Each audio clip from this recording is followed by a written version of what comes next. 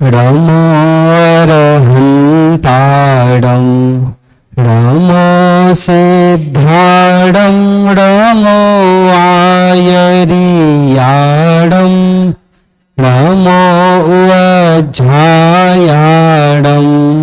रमो लोये सवसाहुडं कल्याण मंदिर मुदार मवद्य भेदी भीता भय प्रदमनिंदित मंगृपद्मं संसार सारनिहाज्यदशेष जन्तु प्रतायमानमभिनम्य जिनेश्वरस्य यस्य स्वयं सुरगुरुर्गरिमाम्बुरासे स्तोत्रं सुविस्मृतमतेन विभुर्विधातुं तीर्थेश्वरस्य कमठस्मय भूमके तस्याहमेष किल संस्तवनं करिष्ये। आचार्य श्री कुमुद चंद्र अपर नाम देवसेन आचार्य द्वारा विरचित कल्याण मंदिर स्तोत्र। ये आज से लगभग 6वीं शताब्दी में लिखा गया। 6वीं शताब्दी से तात्पर्य कितने वर्ष हो गए आज से? क्यों? नव। आज से लगभग 1500 साल पहले यह कल्याण मंदिर स्तोत्र लिखा गया। और किसने लिखा है? आचार्य का नाम क्या है? कुमुद चंद्र आचार्य। अब आपको पता है कि ये इसमें हम स्तुति करते हैं तो किसकी स्तुति की? आरंभ किसकी स्तुति की है? पार्श्वनाथ भगवान की स्तुति की। आपको पता होगा कि स्तुति में सबसे प्राचीन और प्रसिद्ध खूब सुंदर स्तुति किसकी है? समंत भद्र आचार्य देव द्वारा विरचित स्वयंभू स्तोत्र। अब ये कहते हैं कि ये उससे भी प्राचीन स्तुति है। जो कल्याण मंदिर स्तोत्र है वह पार्श्वनाथ भगवान की स्तुति और स्वयंभू स्तोत्र से भी प्राचीन है। और हम एक स्तुति का पाठ करते हैं। कौन सी है? हार्दिक, बहुत फेमस है, हम डेली अभी पढ़ रहे हैं उसको। भक्ता आदिनाथ भगवान की। तो यहाँ कह रहे हैं कि ये पार्श्वनाथ भगवान की स्तुति इतनी प्राचीन है। हर मंदिर में आपको किस किस की प्रतिमाएं मिलती हैं? महावीर स्वामी की, शांतिनाथ भगवान की, नेमिनाथ भगवान की, पार्श्वनाथ भगवान की। फिर भी इनकी स्तुति इतनी प्रचलित नहीं है। तो अगर हम देखें सूक्ष्मता से तो यहाँ इतना साहित्य का उत्कृष्ट भक्ति का प्रयोग किया कि जैसे हम आदिनाथ स्वामी के सामने भक्तामर स्तोत्र पढ़ते हैं, वैसे जब हम पार्श्वनाथ भगवान के सामने जाएंगे तो हमें किसकी स्तुति पढ़नी चाहिए? पार्श्वनाथ भगवान की। तो उसके लिए हमें उनकी स्तुति का यथाविधि ज्ञान भी होना चाहिए। कैसा ज्ञान होना चाहिए? अर्थ सहित सुंदर रूप से ज्ञान होना चाहिए। अब देखो, जिन आचार्यों ने ये स्तुति लिखी वे पहले एक उनके बारे में एक छोटी सी कथा है। तनिष्क, उनके बारे में एक छोटी सी कहानी है, एक किंवदंती है। क्या है कि वे पहले एक ब्राह्मण थे जो सिद्धसेन दिवाकर, जिन्हीं का नाम कुमुद चंद्र आचार्य है, वे एक ब्राह्मण थे। और कैसे ब्राह्मण? उससे भैया ब्राह्मण तो थे, पर ब्राह्मण भी कैसे? जो जैन सिद्धांत शास्त्रों के द्वेषी, नग्न वेश के द्वेषी, अत्यंत द्वेष करने वाले ऐसे ब्राह्मण, जिनका नाम क्या था? जोर से को आचार्य कुमुद चंद्र। तब वे आचार्य नहीं थे। तो एक बार की बात है कि वे शिप्रा नदी में उज्जैन में स्नान करके लौट रहे थे। केसली शिप्रा नदी में स्नान करके लौटते हैं तो क्या होता है कि मार्ग में उनको एक एक मुनि मिलते हैं, जैन मुनि। वह पगडंडी है छोटी, पगडंडी माने मार्ग कैसा था, वो सकरा छोटा सा मार्ग। अब वहां पे वे मुनिराज मिलते हैं और इधर जाते हैं ये कुमुदचंद्र ब्राह्मण। तो अब वे कहते हैं कि इस पगडंडी पे मैं निकलूंगा, रास्ता दो। अब वे ब्राह्मण हट करते हैं और जैन मुनि कहते हैं, उनकी भली होनार के जानकार, वे कहते हैं मार्ग से निकलेंगे तो हम निकलेंगे। तो ब्राह्मण कहता है तुम क्यों निकलोगे, तुम हो कौन, कहाँ के हो। तो मोक्ष कहाँ के हैं, मोक्ष कहाँ का है, कन्नौज। ऐसे वे कहते हैं हम उज्जैन के प्रसिद्ध ब्राह्मण हैं, पगडंडी से तो मैं ही निकलूंगा। और उनका नाम था वृद्धसेन, जो ज्ञान में वयोवृद्ध हैं। वे यति मुनिराज कहते हैं कि जैसे तुम ब्राह्मण के शास्त्रों में परिपक्व विद्वान हो, वैसी जिनामनाय के सिद्धांत शास्त्र उनमें हम परिपक्व हैं। तो मार्ग से कौन निकलेगा, हम निकलेंगे। अब जैन आचार्य ऐसे कभी हट तो करते नहीं है, पर वहां उनने हट किया कि हम निकलेंगे, और ब्राह्मण देव कहते हैं कि हम निकलेंगे। अब दोनों में वाद विवाद होता है। तो उनने बोला, जो जैन आचार्य हैं, उनने कहा कि इसका निर्णय करते हैं हम, शास्त्रार्थ करते हैं, हम आपस में शास्त्रों की चर्चा करेंगे, और जो जीतेगा वह क्या करेगा, इस पगडंडी से पहले निकलेगा। तो वह ब्राह्मण बोलता है कि चलो शास्त्रार्थ करना है तो उज्जैनी के राज दरबार में ही शास्त्रार्थ होगा। वे कह रहे जब वहां जाएंगे तो मार्ग तो अपने आप खाली हो जाएगा, फिर जाने का कोई प्रश्न ही नहीं है, शास्त्रार्थ होगा तो वो यही होगा। अब यहाँ पे जो शास्त्रार्थ होगा ना, यहाँ पे जैसे आप लोग गोष्ठी बोलते हो, तो गोष्ठी में निर्णय होता है कि किसने, नभ ने अच्छा बोला, कि प्रासु भैया ने अच्छा बोला, कि नित्य ने अच्छा बोला, किसने बोला। तो निर्णय कौन करता है, निर्णायक महोदय। तो यहाँ निर्णायक महोदय कौन है, नभ। तो उनने बोला ये बकरी चराने वाला जो खेत में काम कर रहा है वह निर्णय करेगा। किसने कहा, किससे कहा, जो मुनिराज थे उन्होंने कहा। और किससे कहा, ब्राह्मण देव से कहा कि निर्णय तो यही होगा और यह बकरी चराने वाला करेगा। तो अब वह ब्राह्मण अभिमान से दग्ध, वह कहता है ये मूर्ख, निरीह मूर्ख, ये क्या निर्णय करेगा, ब्राह्मण को ये निर्णय में हराएगा, ये निर्णय करेगा कि मैं सही बोल रहा हूं कि नहीं, हम तो ऐसे निर्णय को मान्य नहीं करते। तो वे वृद्धदेव नाम के मुनिराज कहते हैं कि निरीह मूर्ख, निरीह माने पूरा मूर्ख, तो क्यों, किस लिए, पूरा मूर्ख तो दुनिया में कोई भी नहीं होता, होता है किस लिए, थोड़ा बहुत दिमाग तो होता ही है। तो उन्होंने कहा पूरा मूर्ख तो दुनिया में कोई नहीं होता है, तो ये शास्त्रार्थ का निर्णय करा सकता है। उन्होंने कहा ठीक है। तो अब दोनों में शास्त्रार्थ हुआ। अब ब्राह्मण देव संस्कृत के, व्याकरण के, न्याय के अनेक सूत्र का व्याख्यान करने लगे। यहाँ मुनिराज प्रति उत्तर में उत्तर देते हैं, तन्मय आत्मा शुद्ध है, आत्मा त्रिकाली एक ज्ञानमय है, आत्मा अस्तित्ववान है, आत्मा स्वयं सत्ता से सदैव रहता है। ऐसे सरल सरल प्रश्नों के उन्नत तर्क काटे, किसके, ब्राह्मण के। अब जो बकरी चराने वाला है उसको किसकी बात समझ में आएगी, कठिन की सरल, तो उसको मुनिराज की सरल बातें समझ में आ गई। तो जीतेगा कौन, वे मुनिराज, वृद्धदेव मुनिराज जीत गए और ब्राह्मण देव हार गए। पर उसके साथ में एक काम हुआ, हार के साथ में एक काम हुआ। उन ब्राह्मण को एहसास हुआ, रियलाइज हुआ कि ये कहते तो सत्य हैं, इन्होंने कोई गलत बात तो नहीं कही, और इनकी बातें सुनकर हमें अच्छा भी लग रहा है।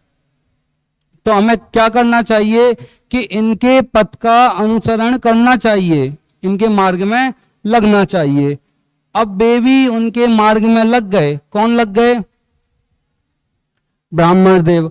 और बहुत दिनों तक अनवरत रूप से धारा प्रवाह, जिनामनाय के सिद्धांत, न्याय, व्याकरण आदि ग्रंथों का, चरणानी योग के ग्रंथों का, द्रव्यानी योग, कर्णानी योग के ग्रंथों का अध्ययन करने लग गए और धीरे धीरे वे बहुत सुंदर अच्छे विद्वान बन गए। अब वे ब्राह्मण से कौन बन गए? जैन। आवाज ही नहीं आ रही। श्रावक बने कि मुनिराज? अब वे बहुत बड़े मुनिराज बन गए। अब क्या होता है कि एक बार अरम उनको पता चला कि चित्तौड़गढ़ के किले में एक स्तंभ है, उस स्तंभ के रास्ते से कोई जाएगा तो उसको प्राचीन प्राचीन जैन ग्रंथ मिलेंगे। तो वे कुमुदचंद्र आचार्य देव विद्या के बल पर, उन्हें विशुद्धि के प्रभाव से अनेक विद्याएं भी हुई, तो वे वहां पे गए और उन्होंने वहां से बहुत सारे ग्रंथों को भी प्राप्त किया। और अब उनकी ये प्रसिद्धि देखकर, उनका ज्ञान देखकर, उनके जो साथी थे, मित्र, कौन होंगे ब्राह्मण के मित्र? ब्राह्मण। तो वे ब्राह्मण गृहस्थ अवस्था में जब ब्राह्मण थे तो उनके मित्र भी ब्राह्मण, वे इनसे द्वेष करने लगे और कहा चित्तौड़गढ़ का जो राजा है उसके पास चलो।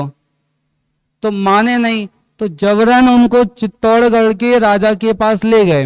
अब वहां पे एक शिव पिंडी थी। उनने कहा, राजा ने मंत्रियों के आग्रह से, कि इस शिव पिंडी को नमस्कार करो। तो वे कहते हैं कि रहने दो, ये हमारा नमस्कार स्वीकार नहीं कर पाएगी। तो राजा कह रहा है कि तुम्हें नमस्कार तो करना ही पड़ेगा। उनने बोला, सरागी प्रतिमा, ना कोई आकार प्रकार, हम तो नमस्कार नहीं करेंगे। उनने बोला तुम्हें नमस्कार तो करना ही पड़ेगा। तो उनने बोला ठीक है, हम नमस्कार करेंगे तो आकृति ये नहीं रहेगी, कोई अद्भुत सुंदर सी आकृति हो जाएगी। उन्होंने बोला अच्छा, तो करके दिखाओ। वे आचार्य कैसे थे? तप में वृद्ध, वयोवृद्ध, ज्ञानी, धर्मात्मा। तो उनने जो ही नमस्कार किया तो वहां किसकी प्रतिमा निकली? नेमिनाथ, पार्श्वनाथ भगवान की अद्वितीय सुंदर प्रतिमा वहां से निकली। और उन्होंने नमस्कार करते में एक स्तोत्र पढ़ा जो उनके हृदय में था। उस स्तोत्र का नाम क्या है? उस स्तोत्र का नाम क्या है? कल्याण मंदिर स्तोत्र। कल्याण माने क्या होता है? आनंद। आनंद का मंदिर माने घर, स्नान, स्थान। आनंद का जो स्थान है, ऐसा यह स्तोत्र। ऐसे हम पार्श्वनाथ भगवान की धारा प्रवाह, शब्द, अलंकार, छंद, न्याय, व्याकरण आदि के वे ज्ञाता धारा प्रवाह पार्श्वनाथ स्वामी की स्तुति करते हैं। एक देखो, पार्श्वनाथ भगवान बहुत प्रचलित हैं। कारण आपको पता है कि 24 तीर्थंकर, किसी में ऐसा है कि किसी को अनंत दर्शन नहीं है, ज्ञान नहीं है। चतुष्टय 4 सबको हैं, सारे ही तीर्थंकर अनंत दर्शन, ज्ञान, सुख और वीरवान है। तो यहाँ पार्श्वनाथ भगवान की इतनी महिमा कैसी कि पार्श्वनाथ भगवान जब मुनि वेश में विराजमान थे तब उनके ऊपर उपसर्ग हुआ। आपको पता है किसी को कितने दिन तक हुआ? क्यों हार्दिक, आपको पता है कितने दिन तक हुआ? सबसे ज्यादा उपसर्ग का काल कौन से तीर्थंकर मुनिराज को था? कितने दिन का था? 7 दिन तक। 7 दिन तक उनको उपसर्ग हुआ। किसके द्वारा हुआ? कमट के द्वारा। महावीर स्वामी को भी हुआ, एक यक्ष ने, देव ने किया, पर वह उपसर्ग 1 रात्रि का। या पार्श्वनाथ स्वामी का 7 दिन का। तो यहाँ कोई इतनी विशेष बात नहीं है, बस ये कहने का तात्पर्य है कि आत्मा की दृढ़ता, आत्म सन्मुख पुरुषार्थ, कि उनका मन आत्मा में ऐसे लगा कि 7 दिन तक भयंकर उपसर्ग और उसकी ओर दृष्टि भी नहीं की, देखा भी नहीं। तो लोगों को खूब महिमा आती है कि ऐसी समता हम भी धारण करें इन भगवान की तरह। तो पार्श्वनाथ भगवान का सब बहुत यशोगान करते हैं, तो हमें भी करना है कि नहीं? अब करने के लिए उनकी स्तुति आनी चाहिए कि नहीं?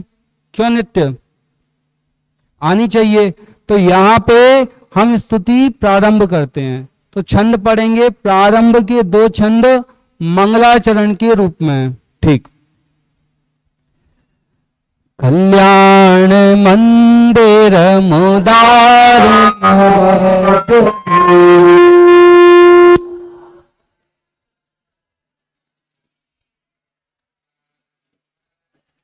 संसार सागर निमज्जित शेष जंतु पोतायमानमभिनम्य जिनेश्वरस्य यस्य स्वयं सुरगुरुर्गरिमाम्बुरासे स्तोत्रं सुविस्तृतं न विभुर्विधातुं तीर्थेश्वरस्य कमठस्मय धूमकेतु तस्याहमेष किल संस्तवनं करिष्ये।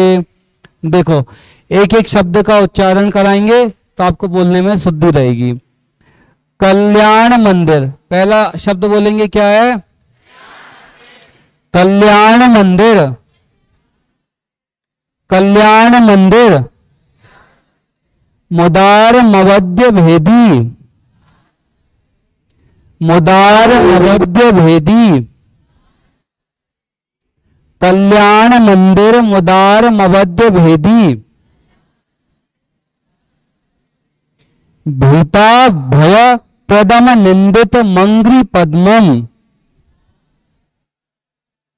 कठिन पड़ा, एक शब्द। भीता भय। भीता भय प्रदम निंदित निंदित मंग्री पद्मम। भीता भय प्रदम निंदित मंग्री पद्मम। संसार सागर। संसार सागर निमज्ज निमज्ज दशेष जंतु। दशेष जंतु पोताय मान मविनम्य जिनेश्वरस्य। पोताय मान मविनम्य जिनेश्वरस्य। यस्य स्वयं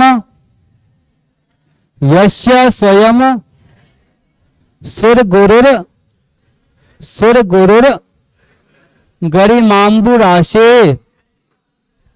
गरिमाम्बुरासे है स्तोत्रम सुविस्तृत मतिर नविभुर विधातुम। नविभुर विधातुम। तीर्थेश्वरस्य तीर्थेश्वरस्य कमठस्मय धूमकेतु। धूमकेतुस। जो शाह है वो कहां चला जाएगा? योजक चिन्ह लगा है तो कहां जोड़ेंगे शाह को? ऊपर। तो बोलते हैं धूमकेतुस मिशन। धूमकेतुस तस्या हमेश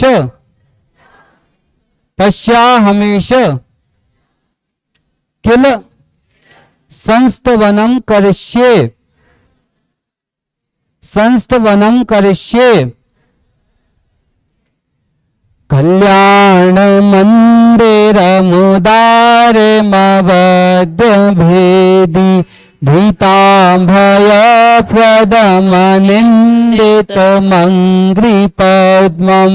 संसार सागर निमज्जित शेष जंतु पोतायमानमभिनम्य जिनेश्वरस्य।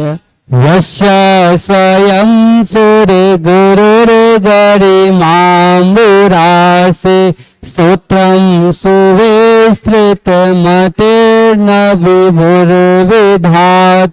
तीर्थेश्वरस्य कमठस्मय धूमकेतुस्तस्याहमेष किल संस्तवनं करिष्ये। देखो अब अन्वय अर्थ देखते हैं, एक एक शब्द का अर्थ देखते हैं। पीछे बेटा बात मत करो, आगम। पहला शब्द क्या है? कल्याण मंदिरम। पहला शब्द क्या है? अब कल्याण के मंदिर, अर्थ समझना हार्दिक।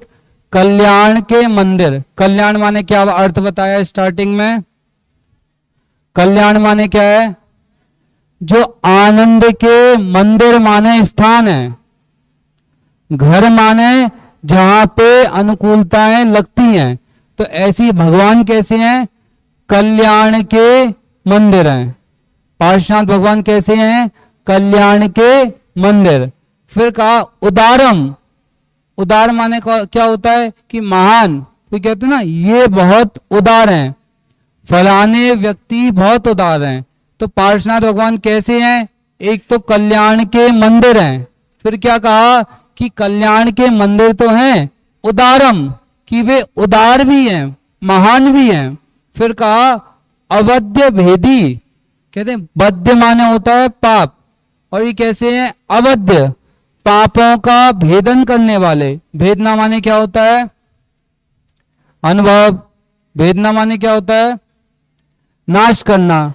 तो पहले तो कल्याण के मंदिर हैं, फिर कहा उदारम कि ये तो महान भी हैं, फिर कहा पापों के भेदने वाले हैं। अब कितनी विशेषताएं बताई, कौन बताएगा? चलो प्राशु, कौन कौन सी 3 विशेषताएं हैं?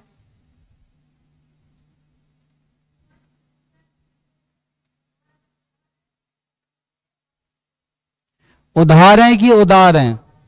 हाँ, कल्याण के मंदिर हैं, उदार हैं, और अबद्ध भेदी, पापों का भेदन करने वाले हैं। और कैसे हैं? आनंदितम, आनंदित हैं। आनंदित माने क्या है? प्रशंसनीय है। कैसे हैं? प्रशंसनीय है। आपसे पूछूंगा लास्ट में, आपको विशेषताएं बतानी है। कल्याण के मंदिर, उदार, और कैसे हैं? पापों का भेदन करने वाले, और फिर कहा आनंदितम। वे तो भगवान तो कैसे हैं? कि आनंदित हैं। आनंदित माने प्रशंसनीय है, महान है, प्रशंसा करने योग्य है। और देखते हैं, संसार सागर निमज्ज दशेष जंतु पोताय मानम। संसार रूपी सागर में डूबते हुए अशेष। अशेष माने क्या होता है? संपूर्ण।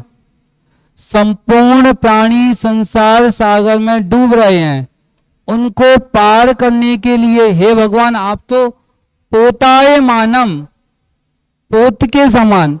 पोत माने नाव के समान, नौका के समान हो।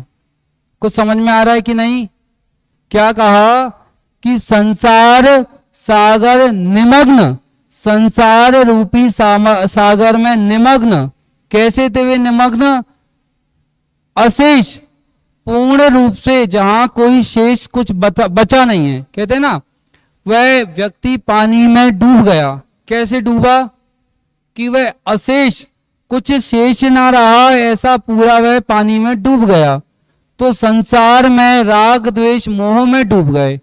मैं संसार में कौन सा यहाँ पानी भरा है? परियोल, पानी यहाँ भरा है कि बाहर भरा है? बाहर।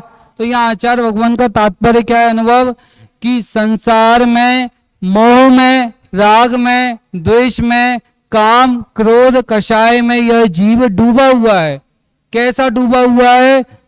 कि पैर से लेकर, एड़ी से लेकर चोटी तक, पैर से लेकर शिखा तक, सिर तक यह जीव डूबा हुआ है।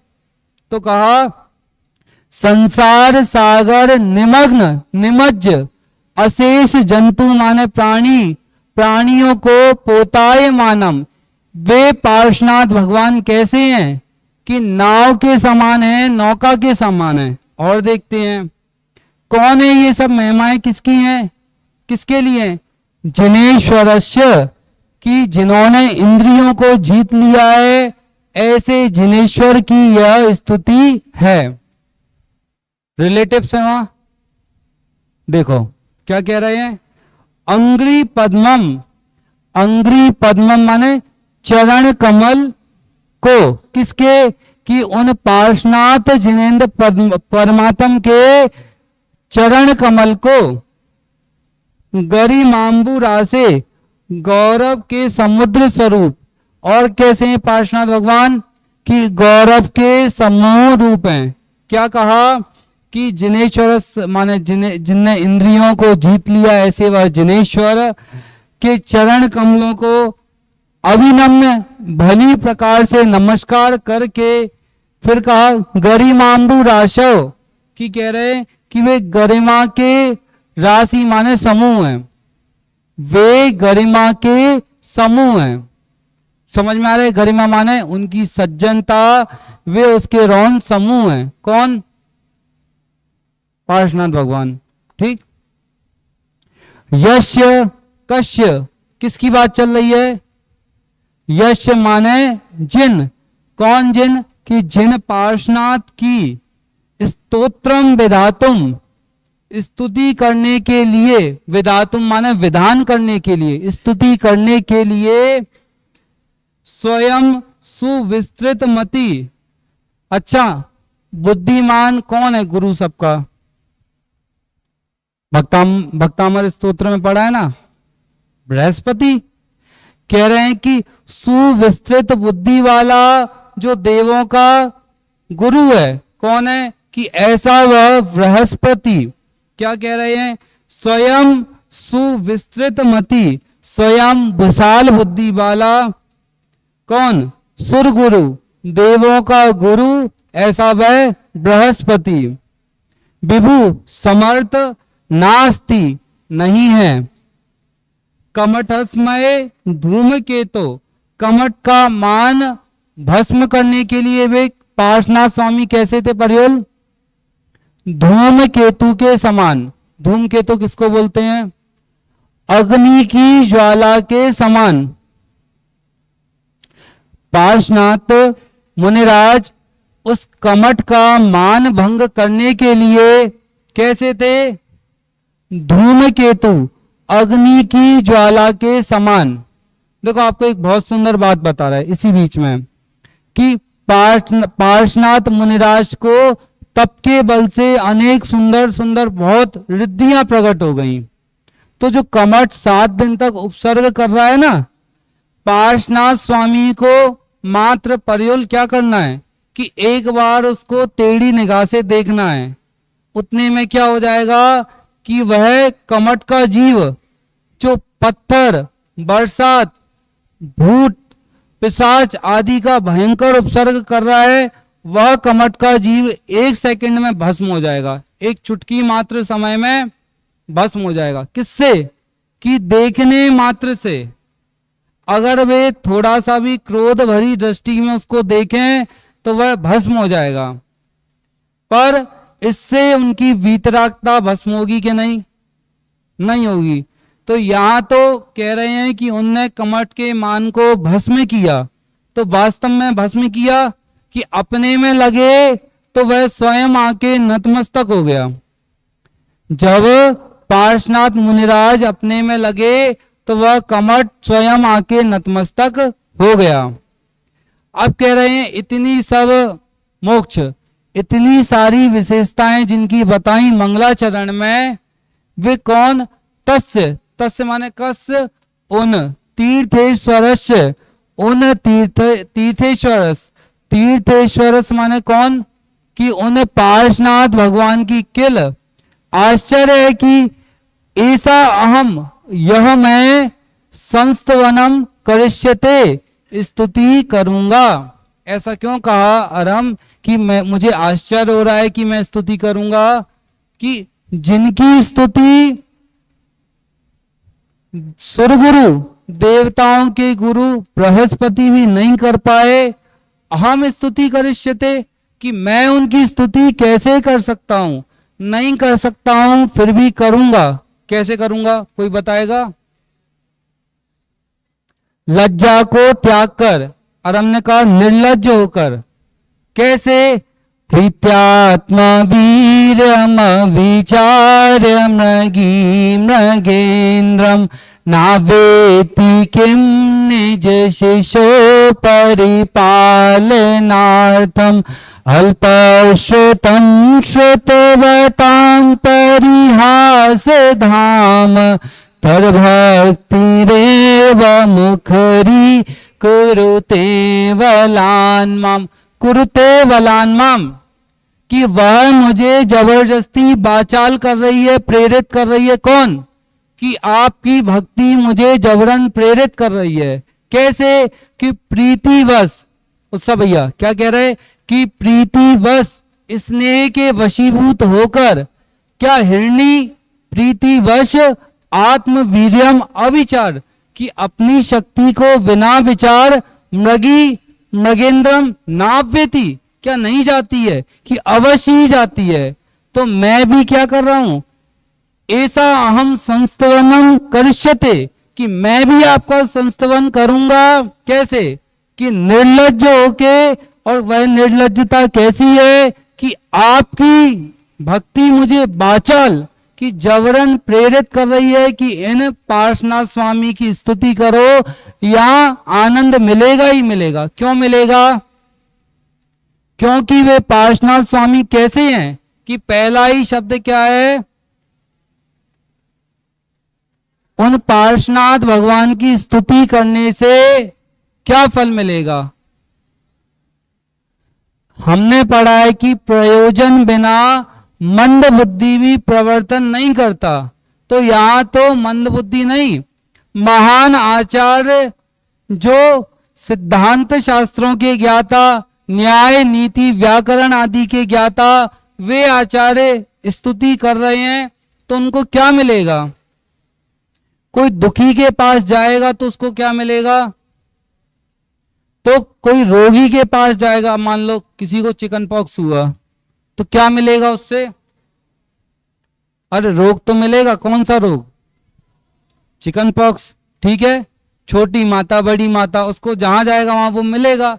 पर यहां कह रहे हैं कि जो आनंद के धाम के पास जाएगा उसको क्या मिलेगा? दुख शोक मिलेगा कि आनंद मिलेगा? क्या मिलेगा तनिष्क? आनंद मिलेगा। तो यहां आचार्य भगवान उस आनंद को प्राप्त करने के लिए आनंद के जो मंदिर हैं, कल्याण के जो मंदिर हैं, अवध्य के भेदी हैं, आनंदतम हैं, आनंद के घर हैं, प्रशंसनीय हैं, ऐसा अहम संस्तवनम करिष्यते, मैं उनका यह संस्तवनम करूंगा, स्तवन करूंगा। तो अब उसका उनका स्तवन सुनना है कि नहीं सुनना है? सुनना है। तो अब आगे करेंगे, उसके पहले एक भावार्थ पढ़ लेते हैं, ठीक है। जिनेंद्र भगवान के चरण कमलों को नमस्कार करके मैं अर्थात कौन के चरण कमलों को नमस्कार करके मैं अर्थात कुमुदचंद्र आचार्य उन पार्श्वनाथ स्वामी जी की स्तुति करता हूं जो गुरुता के समुद्र थे। जो गुरुता के समुद्र थे माने महान ज्ञानवान सुखवान थे, उनकी मैं स्तुति करूंगा। और कैसे थे? कि उन्होंने महाभयंकर यक्ष रौद्र रूप को धारण करने वाला वह कमट, उसके मान का मर्दन किया। और बृहस्पति भी जिनकी स्तुति करने के लिए समर्थ नहीं है, पर मैं प्रीति के बस होकर अपनी शक्ति बिना विचारे उनका स्तवन करूंगा ही करूंगा। ठीक है। तो आज हमने 2 छंद पढ़े, एक बार पाठ करेंगे मंगलाचरण का, एक साथ पढ़ेंगे।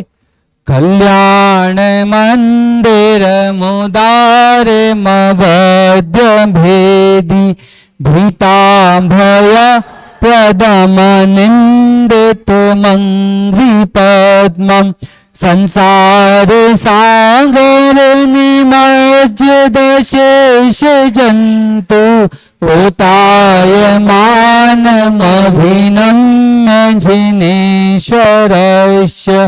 यस्य स्वयं सुरगुरुर्गरिमाम्बुरासे स्तोत्रं सुविस्तृतमत् न विभुर्विधातुम्। ईश्वरस्य कमठस्मै धूमकेतुस् तस्याः संस्तवनं करिष्ये। तस्य तस्य मैं उनका, तस्य माने किसका, उन पार्श्वनाथ स्वामी का, किल वास्तव में संस्तवनम संस्तवनम स्तवन करूंगा। और साथ में आप पद्य अनुवाद भी पढ़ेंगे। पढ़िए सब एक साथ।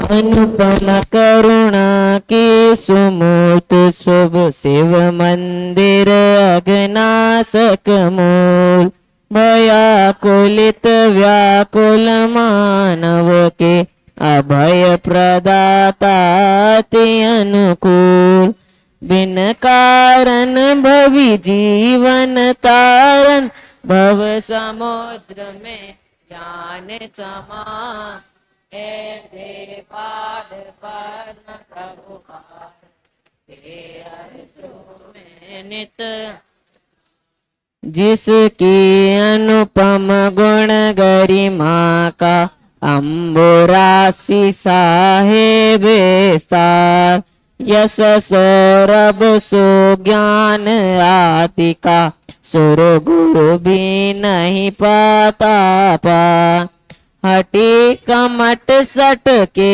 मद मर्दन को जो धूम के तो सासु अति आश्चर्य के स्तुति करता उसी तीर्थपति की भरपूर।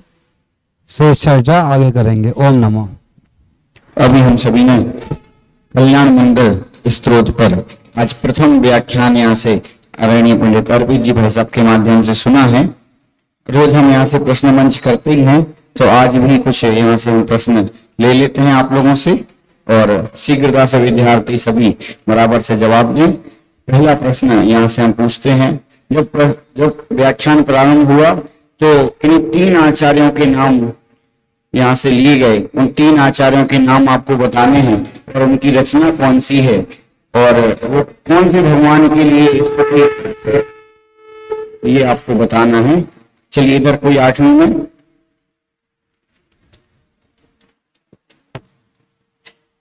शुरू में 3 आचार्यों के नाम लिए थे और उनके ग्रंथों की रचना का ग्रंथ कौन कौन से हैं वो भी बोले थे। कौन बोलेगा? चलो ऋतिक बोलो।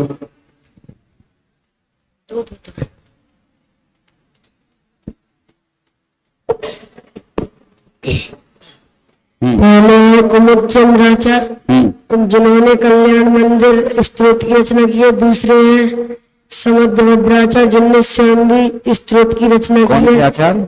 समुद्र भद्र स्वामी। समंत्र भद्राचार्य। हाँ, तीसरे एक और तीसरे बोलो बोलो बोलो। आचार्य मानतुंग स्वामी जिनने भक्तामृत स्तोत्र बहुत की बढ़िया। चलो तो 3 आचार्यों के यहाँ पे रचना की। तो इसके बाद अगला क्वेश्चन आपसे पूछते हैं। एक कथा भैया ने यहाँ पे हम सभी को बताई, तो उसमें जो मुनिराज थे उनका नाम क्या था और जो ब्राह्मण थे उनका क्या नाम था, वो ब्राह्मण बाद में क्या बने, ये आपको बताना है। इधर हाँ जी, कोई नया हाथ उठाओ भैया, रोज के रोज बराबर से यही हाथ उठते हैं। चलो आ जाओ मालनपुर, बोलिए। वृद्धसेन आचार्य का नाम था। और कौन से? वृद्धसेन, नहीं, आचार्य वृद्धसेन। आचार्य वृद्धसेन नहीं, थोड़ी सी गलती कर रहे हो। ब्राह्मण का नाम क्या था? ब्राह्मण का कुबुद्रचंद। कुमुदचंद ब्राह्मण। सोच लो, सही बोल रहे हो। कुमुदचंद। तो ये तो मुनिराज थे। चलो इधर ये गाड़ी अब एक ही उठ रहा है 9th में हाथ, 2 3 ये तो रोज पूछते हैं इनसे। चलो 1 से भी रोज बता। अरहम, केसली, केसली बताओ जल्दी, फास्ट।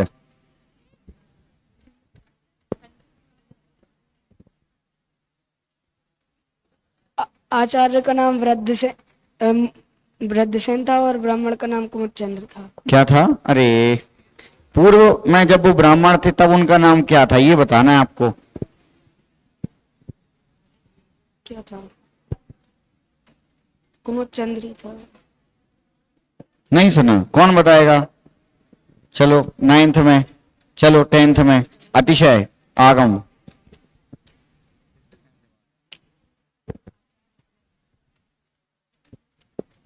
आचार्य का नाम था वृद्धसेन और ब्राह्मण था कुबोधचंद्र। कुमुद चंद्र तो जब भी मुनि बन गए ना बाद में, तब उनका नाम हुआ। ब्राह्मण का नाम तो कुछ और था। नहीं बनेगा। सबसे पहले सुना था वयो वृद्ध तो मुनिराज थे, वृद्ध देव मुनिराज थे, जिनसे क्या हुआ था? वाद विवाद हुआ था। कि वाद विवाद कहें, शास्त्रार्थ कहें, लेकिन जिन ब्राह्मण ने किया था उनका नाम क्या था? बोलो तो, कौन बोलेगा? चलो अक्षत बोलो लास्ट, फिर मैं बता के खत्म करेंगे अपने इस क्वेश्चन को। ब्राह्मण का नाम तो वृद्धसेन था। वृद्धसेन नहीं था। चलिए आगे मैं बताता हूं, आगे अपन बढ़ते हैं। देखो 2 नाम आए थे। देखो जो ब्राह्मण थे तो उनका नाम बताया था सिद्धसेन दिवाकर, याद आया? ठीक और है। जो जैन मुनिराज थे उनका नाम बताया था वृद्धदेव, तो उनका नाम वास्तविक वृद्धवादी। क्या नाम था? वृद्धवादी। वृद्धवादी। और जो ब्राह्मण थे उनका नाम क्या था? सिद्धसेन दिवाकर। ठीक है, याद रखना। चलो ठीक है। अब क्या क्या था ब्राह्मण का नाम? सिद्धसेन। अब आप लोग बार वृद्धसेन बोल रहे। चलिए आगे बढ़ते हैं। अभी हमने 2 श्लोकों की यहां से चर्चा की है। उनका जो उसमें भगवान की कुछ महिमा परक कुछ वो आए हैं। बताओ कौन कौन से आए हैं? पूरे कौन बोलेगा? चलो इधर से। ऐसा कौन है जिससे अभी तक प्रश्न नहीं पूछा, जिसको पुरस्कार नहीं मिला? जिसको पुरस्कार नहीं मिला अभी तक? नहीं मिला एक भी? चलो बोलो।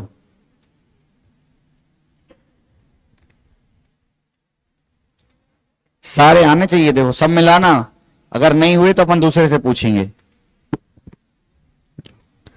काशीनाथ भगवान कल्याण के मंदिर हैं, उदार हैं, ठीक है। पापों को भेदने वाले हैं, प्रशंसनीय हैं, संसार प्रशंसनीय के लिए उसमें कौन सा शब्द आया? प्रशंसनीय तो हैं, लेकिन मूल जो अपन श्लोक पढ़ रहे थे उसमें कौन सा शब्द आया? आनंदित। हाँ चलो आगे। संसार रूपी सागर में डूबते हुए सर्व जंतुओं के लिए वो पाशनाथ भगवान नाव के समान है। किसके समान? नौका के समान। नौका के समान। चलो अगला। जिन्होंने इंद्रियों को जीत लिया है ऐसे पाशनाथ भगवान है। गरिमा के समूह हैं, उनको भली भांति नमस्कार करता हूँ। पाशनाथ भगवान कमट का मान उपसर्ग दूर करने के हेतु धूमकेतु के समान है। जिनकी स्तुति देवों के गुरु नहीं कर पाए, देवों के गुरु कौन? बृहस्पति। सब मत बोलो। हाँ ठीक है। मैं पाशनाथ भगवान का स्तवन करूंगा। बहुत बढ़िया, सारे ही लगभग आ गए हैं। बहुत सुंदर। चलो अब एक अंतिम प्रश्न पूछते हैं। ये जो श्लोक कौन शुद्ध कौन पढ़ सकता है? शुद्ध कौन पढ़ के बताएगा? 8वीं में से कोई बताएगा? ये तनिष्क मिला ना भाई?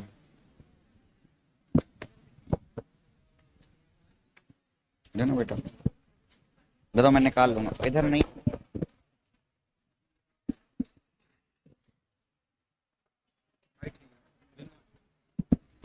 कल्याण मंदिर मुद्रा वेदी बार। अशुद्ध हो रहा है? 10th क्लास से कोई? 10th क्लास से। अच्छा भैया 10th क्लास से। चलो अंश कुमार पढ़ो।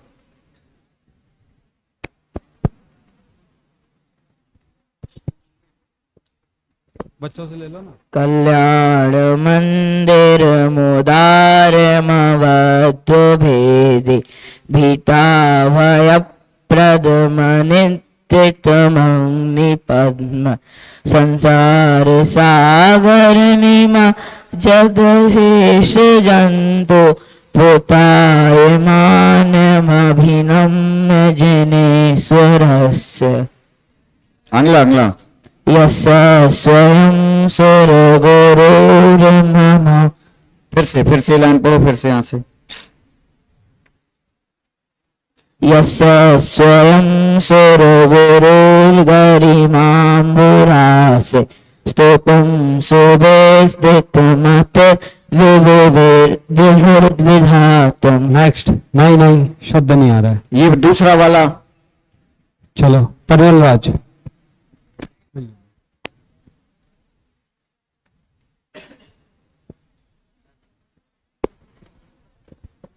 कल्याण मंदिर मुदार मवद्य भेदि भीता भय प्रदम निंदित मंग्रि पद्मम संसार सागर निमज्जदशेष जंतु पोताय मानमभिनम्य जिनेश्वरस्य यस्य स्वयं सुरगुरुर्गरिमाम्बुरासे स्तोत्रं सुविस्तृतमतेन विभो विधातुं तीर्थेश्वरस्य कमठस्मै तस्याहमेष किल संस्तवनं करिष्ये। चलिए बहुत बढ़िया, बहुत हाँ। बढ़िया। बस एक चीज याद रखनी है, ये जो सेकंड वाली लाइन में भीता भय क्या है ना, तो वो आगे छोड़ेगा तो भीता जैसे अपन बोलते हैं भक्ताम्बर प्रणत मौलि मणि प्रभाणा, तो ऐसे यहाँ पे भीता भय पदम निंदित मंगल पद्मम। बहुत सुंदर। यहाँ से जिन्होंने भी उत्तर दिए वो विद्यार्थी यहाँ से आदरणीय भाई साहब सबने पुरस्कार प्राप्त कर लें। तीनों विद्यार्थी परियल राज और इधर से जो भी विद्यार्थियों ने उत्तर दिए हैं वो विद्यार्थी पुरस्कार प्राप्त कर ले। तीनों विद्यार्थी चलिए लो बेटे।